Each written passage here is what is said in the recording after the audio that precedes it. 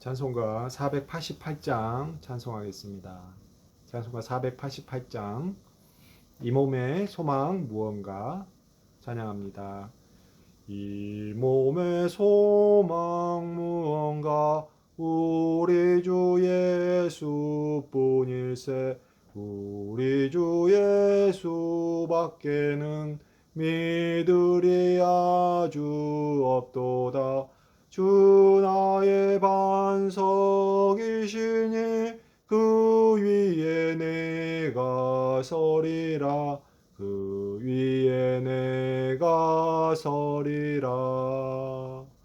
무섭게 바람 부는 밤 물결이 앞이 설렐 때 우리 주 크신 은혜에 소망에 닻을 주리라. 주 나의 반석이시니 그 위에 내가 서리라. 그 위에 내가 서리라. 세상에 믿던 모든 것 끊어질 그날 되어도 구주의 언약 믿사와 내 소망 더욱 크리라. 주 나의 반석이시니 그 위에 내가 서리라. 그 위에 내가 서리라. 바라던 천국 올라가 하나님 앞에 배울 때 구주의 의를 힘입어 어여치 바로 서리라. 주 나의 반석이시니 그 위에 내가 서리라. 그 위에 내가 서리라. 아멘. 오늘 하나님께서 저희에게 주신 말씀은 이사야서 6장 9절에서 13절까지입니다. 이사야 6장 9절에서 13절까지입니다. 제가 봉독해 보도록 하겠습니다. 야훼께서 이르시되 가서 이 백성에게 이르기를 너희가 듣기는 들어도 깨닫지 못할 것이요 보기는 보아도 알지 못하리라 하여 이 백성의 마음을 둔하게 하며 그들의 귀가 막히고 그들의 눈이 감기게 하라. 염려하건대 그들이 눈으로 보고 귀로 듣고 마음으로 깨닫고 다시 돌아와 고침을 받을까 하노라 하시기로 내가 이르되 주여 어느 때까지니까 하였더니 주께서 대답하시되 성읍들은 황폐하여 주민이 없으며 가옥들에는 사람이 없고 이 토지는 황폐하게 되며 여호와께서 사람들을 멀리 옮기셔서 이 땅 가운데에 황폐한 곳이 많을 때까지니라. 그 중에 10분의 1이 아직 남아있을지라도 이것도 황폐하게 될 것이나 밤나무와 상수리 나무가 배임을 당하여도 그 그루터기는 남아 있는 것 같이 거룩한 씨가 이 땅의 그루터기니라 하시더라. 아멘. 오늘 하나님께서 저희 주신 말씀 본문은 하나님의 심판과 거룩한 씨의 소망에 대하여 말씀하고 있습니다. 이사야서는 오늘 본문이 포함된 이사야서는 선지서 중에서 가장 많은 장으로 이루어져 있으며 신약 성경에서 예수님께서도 그리고 사도들도 많은 말씀을 인용하리만큼 그 중요성은 크고도 깊다고 하겠습니다. 히브리 성경 분류에 의할 때 여호수아서, 사사기서, 사무엘서, 열왕기가 전 선지서이고요. 그리고 후선지서는 오늘 본문 이사야서, 그리고 에레미야서, 에스겔서, 그리고 12선지서인데 이사야서는 이 후선지서의 중에 하나인 것이죠. 이사야서 1장 1절에 보면 유다 왕 우시야와 요담과 아하스와 히스기야 시대에 아모스의 아들 이사야가 예루살렘에 거주하면서 유다와 예루살렘에 대하여 본 계시라고 할 수 있습니다.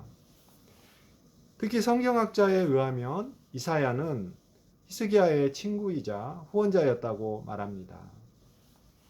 이사야서는 총 66장으로 이루어져 있는데 39장까지는 바벨론 포로기 이전, 그리고 40장부터는 바벨론 포로기 이후라고 보통 봅니다. 포로기 전의 계시는 하나님의 위엄을 강조하고 메시아적인 왕의 모습, 그리고 신실한 남은 자의 교리를 강조하며, 포로기 후의 계시는 하나님의 우주적인 통치와 무한성을 강조하고 야훼 하나님의 종의 모습으로의 예언에 대하여 강조합니다.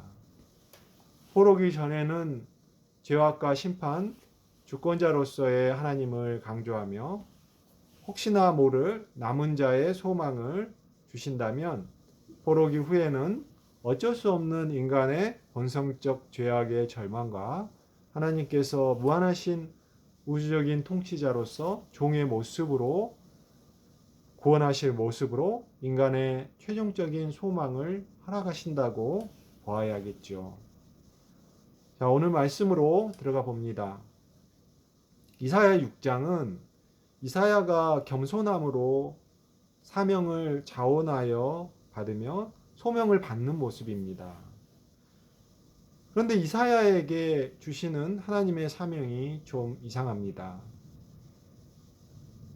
9절 10절에서 하나님은 백성에게 이르기를 너희가 듣기는 들어도 깨닫지 못할 것이요 보기는 보아도 알지 못하며 마음이 둔하게 하며 귀가 막히고 눈이 감기게 하라 하십니다. 이 하나님의 방치 사상은 신앙생활을 오래 해도 쉽게 깨달아지기 어려운 구절들입니다. 저도 예수님 모르던 사춘기 시절에 이런 생각을 해본 기억이 납니다. 하나님이 절대 전능하신 신이라면 왜 이렇게 하나님께 대한 의문을 해결해 주시지 않는가? 밝히 알려주시고 깨닫게 해주시고 또 필요하다면 밝히 보이셔서 우리의 마음을까지 조종하시고 그리고 하나님을 믿게 만들면 되지 않는가라고 하는 것이지요. 요한복음 12장 38절에서 41절까지 해서 예수님께서 오늘 본문 말씀 9절 10절을 인용하시면서 그들의 눈을 멀게 하시고 마음을 완고하게 하신 것은 그들로 하여금 눈으로 보고 마음으로 깨닫고 돌이켜 예수님께 고침을 받지 못하게 하려 함이라 이렇게 하시고, 이사야의 말은 주의 영광을 보고 주를 가리켜 말한 것이라고 하십니다. 이 말씀도 어렵죠. 로마서 1장에 보면 하나님을 인정하지 않는 근본적인 죄 때문에 하나님께서 사람들을 그 마음이 원하는 대로 내버려 두시는 불법의 방치 구조가 나옵니다. 저는 이러한 부분들을 우리의 죄를 보게 하려 하심이라고 이해를 합니다. 또한 예수님께서 십자가를 지셔서 모든 자들에 대한 구원의 은혜를 베풀려 하심이라고 이해합니다. 하나님께서 눈을 멀게 하시고 귀가 들리지 않게 하시는 것은 진정한 회개가 쉬운 것이 아님을 알려주심을 이야기하기도 하는 것 같고요. 이러한 부분들은 하나님의 주권적인 구속사의 부분입니다. 우리의 지경으로 깨달아 알기 쉽지 않은 부분입니다. 사도행전 8장에서 에디오피아 내시가 선지자 이사야의 글을 읽고 깨닫지 못하고 괴로워하고 있었습니다. 그때 빌립이 도살자에게 끌려가는 어린 양이 조용한 그 구절을 설명하면서 예수 그리스도가 공정한 재판을 받지 못하고 굴욕을 당하고도 아무 말 없이 생명을 빼앗긴 것은 바로 예수 그리스도를 가리킨 것이라고 에디오피아 내시에게 가르쳐 줍니다. 그제야 에디오피아 내시가 선지자 이사야의 글을 이해하게 되는 것이죠. 이것이 하나님의 경륜으로 일어난 일이니 하나님의 경륜과 개입이 없으면 우리도 깨닫지 못합니다. 보지도 못하고 들어도 사실 들리지 않는 것입니다. 그런데 이러한 모든 일의 근원은 바로 우리의 죄 때문이라는 것을 생각해야 합니다. 죄된 본성, 죄의 근원에서 출발하는 것이죠. 하나님을 인정하지 않는 우리의 근본적인 죄 때문입니다. 그래서 이러한 구절들은 하나님께서 주권적으로 개입하실 때 이사야 29장 18절의 말씀처럼 소경이 보게 되고 귀머거리가 듣는 자가 들리게 됩니다.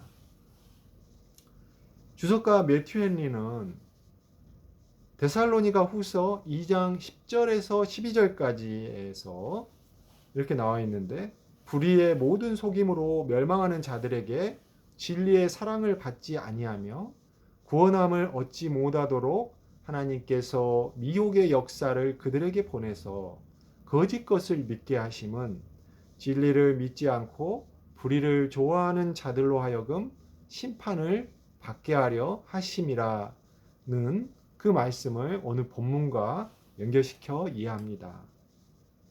이러한 자들이 말씀이 들리지 않는 경로는 에레미야서 7장 4절에서처럼 우리가 성전에 있다라고 이렇게 말을 하죠.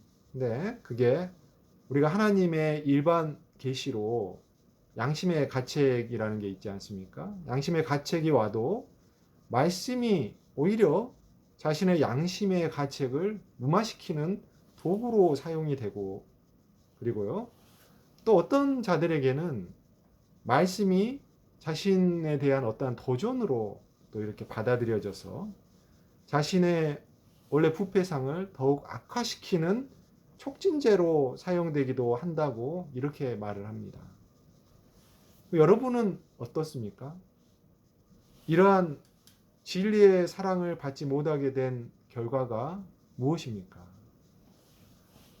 오늘 본문 11, 12, 13절에서 들리지 않고 보이지 않고 깨달아지지 않고 고쳐짐을 받지 못하는 결과는 황폐화되는 것이고 전멸을 받습니다. 본문 13절에서 10분의 1이 남아 있을지라도 그들도 황폐하게 될 것이라고 말씀합니다. 그러면 누가 남습니까? 아무도 안 남죠. 이것은 전멸을 당해야 할 인간의 보편적인 죄를 이야기합니다. 하나님께서는 인간에게 예외를 두지 않으십니다. 성경에 등장하는 인물 중에 예외가 없고요. 마치 예외처럼 보이는 인물들도 사실은 구속사적인 의미이지 말씀에 있어서 예외가 아닙니다. 우리는 그 예외처럼 보이는 인물들의 인물 자체를 쫓지 말아야 합니다. 하나님의 말씀을 쫓아야 하지요. 하나님께서 본문 13절에서 밤나무와 상수리 나무가 배임을 당해도 그 그루터기는 남아있는 것처럼 거룩한 씨가 이 땅의 그루터기라고 하십니다.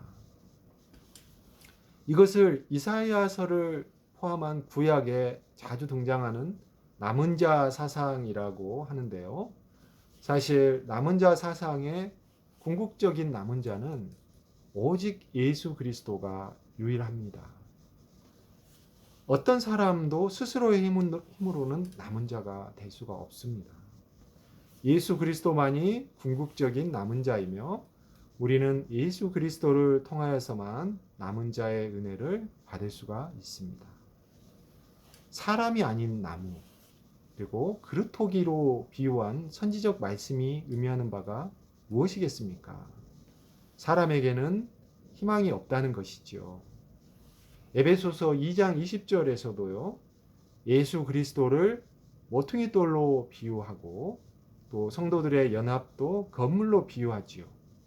하나님께서는 인간의 죄의 깊음과 불모성을 완전히 알고 계시며 창세전부터 구속사에 계획이 있으시며 선지자들을 통하여 계속 말씀하시며 결국 그 계획을 이루시려 거룩한 씨를 보존하시사 친히 오셔서 거룩한 씨로 오셔서 십자가에 달려 돌아가신 것입니다. 거룩한 씨를 예수 그리스도가 아닌 우리의 내면에 작용하는 하나님의 은혜의 원리라고 해석하는 견해도 있습니다. 하나님의 은혜의 원리는 예수 그리스도의 십자가의 보혈이 없으면 설명이 안 되고 예수 그리스도 안에서 계획되고 이루어지는 것이므로 결국 같은 의미라고 하겠습니다. 사도행전 22장에 사도 바울이 유대인들 앞에서 증언을 할 때 회심 초기에 예수님을 만나는 회심 체험의 은혜를 받지요. 그래서 예루살렘에 가서 유대인들에게 증언하고자 하였을 때 주님께서 뭐라고 하셨다고 말해야 합니까? 기도 중에서 황홀한 중에 주님께서 속히 예루살렘에서 나가라고 하시잖아요. 그때 뭐라고 하시냐면 그들이 바울이 예수님에 대하여 증언하는 말을 듣지 아니하리라고 말씀하시죠. 바울이 거짓말을 하겠습니까? 바울은 진리를 말하면 당연히 들을 것이라 생각하지 않았겠습니까? 그런데 듣는 것 또한 하나님의 주권임을 알 수 있습니다. 그래서 바울이 이방인 전도의 사명을 받았지요.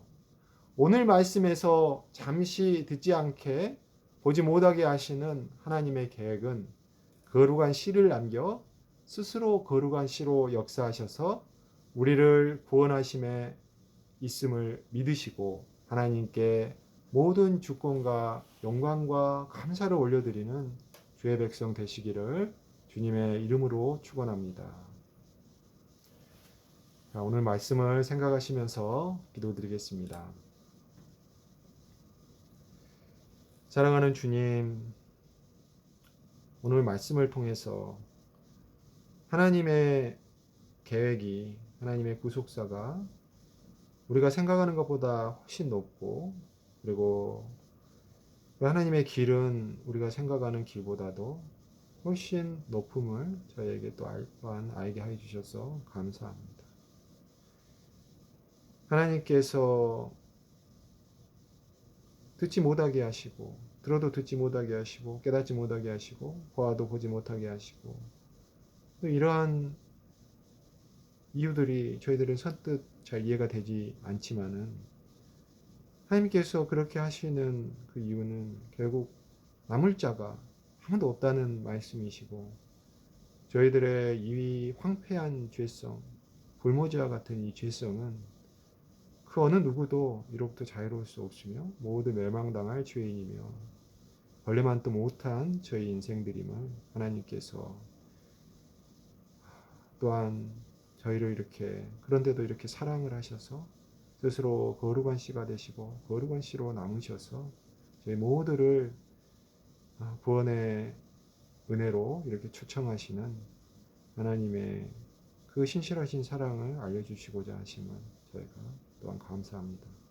하나님, 저희에게 오셔서 종의 형체로 오셔서 그 또 죽기까지 복종하셔서 십자가를 달고 돌아가셔서 저희에게 모든 저희의 모든 죄들을 용서하여 주심을 감사드리며 저희가 이 은혜를 저희가 오늘도 받으며 하나님 안에서 예수 그리스도 안에서 평강과 평화와 그리고 구원의 은혜를 누립니다. 하나님, 그러나 저희가 그럼에도 불구하고 아직도 양 같은 저희의 죄된 속성 때문에 저희는 항상 방황하며 힘들어합니다. 하나님, 이런 저희를 불쌍하게 여기셔서 그 구원의 은혜를 계속하여 천성 가는 날까지 계속 인도하시고 붙잡아 가시고 저희들을 붙잡고 낭망치 않고 실족치 않고 그 좁은 길로 갈 수 있도록 저희를 붙잡아 가시기를,